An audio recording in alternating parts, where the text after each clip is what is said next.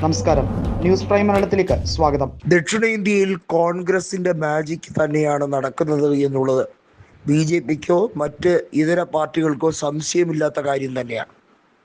തമിഴക വെട്രിക്കഴകത്തിന് സർക്കാർ ഉണ്ടാക്കുന്നതിന് വേണ്ടിയുള്ള നിർണായക നീക്കം നടത്തിയത് പോലും രാഹുൽ ഗാന്ധി എടുത്ത എഫേർട്ടാണ്.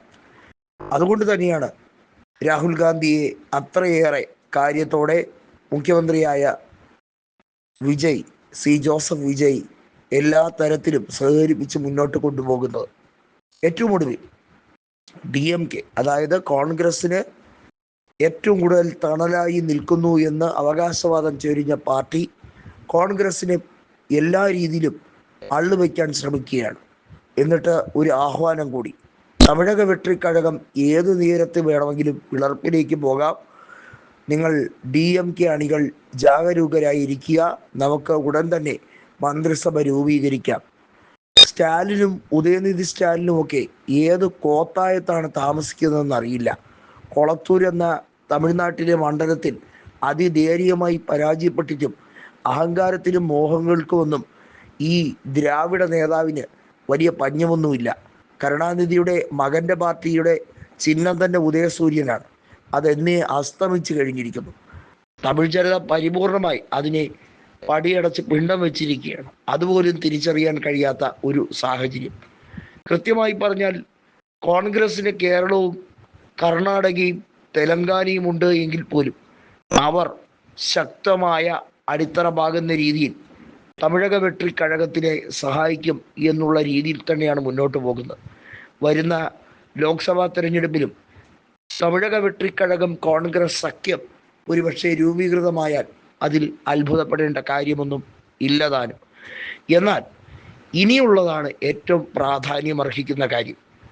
ദക്ഷിണേന്ത്യൻ സംസ്ഥാനങ്ങളിൽ മണ്ഡല പുനഃക്രമീകരണം വരുമ്പോൾ ലോക്സഭാ സീറ്റുകളുടെ എണ്ണത്തിൽ ഉണ്ടാകാൻ പോകുന്ന മാറ്റം, അത് ഉണ്ടാക്കുന്ന വലിയ തോതിലുള്ള അന്തരം, അതും ഉത്തരേന്ത്യൻ സംസ്ഥാനങ്ങളുമായി താരതമ്യം ചെയ്യുമ്പോൾ ഉണ്ടാകുന്ന പ്രാതിനിധ്യക്കുറവ്, ഇതെല്ലാം ചർച്ചാ വിഷയമാവുകയാണ്. പണ്ട് സ്റ്റാലിൻ മുൻകൈയെടുത്ത് ദക്ഷിണേന്ത്യൻ സംസ്ഥാനങ്ങളിലെ മുഖ്യമന്ത്രിമാർ ഐക്യത്തോടെ നിന്ന് അവകാശങ്ങൾക്ക് വേണ്ടി പോരാടണമെന്ന പറച്ചിൽ മാത്രം നടത്തി ഒരു വലിയ സമ്മേളനം വിളിച്ചുകൂട്ടിയെങ്കിൽ പോലും സ്റ്റാലിന് അതുമായി മുന്നോട്ട് പോകാനൊന്നും കഴിയില്ല. എന്നാൽ വിജയ്ക്ക് കഴിയുന്ന അനന്ത സാധ്യതകൾ ഈ ദക്ഷിണേന്ത്യയിൽ ഉണ്ട് എന്നുള്ളതാണ് അദ്ദേഹത്തിൻ്റെ എൻട്രിക്ക് കിട്ടിയിരിക്കുന്ന ഏറ്റവും വലിയ കയ്യടി എന്ന് പറയുന്നത്.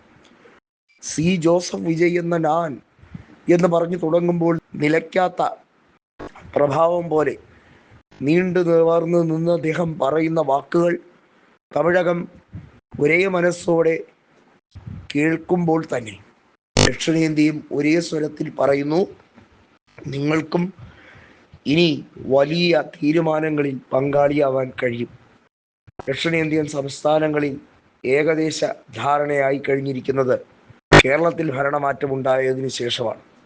ഇനി കമ്മ്യൂണിസം എന്നത് കനൽ ഒരു തരി പോലുമില്ലാതെ ഇന്ത്യയിൽ നിന്ന് തന്നെ പറിച്ചു നടപ്പെട്ടിരിക്കുകയാണ്. ഇനി ചുമ്മാ ഗതകാല സ്മരണകൾ ഓർത്ത് അയവിറക്കാൻ മാത്രമേ ശേഷിക്കുന്ന കമ്മ്യൂണിസ്റ്റുകാർക്ക് കഴിയൂ. ഇന്ത്യയിൽ നിന്നും തുടച്ചു നീക്കപ്പെട്ടിരിക്കുന്നു.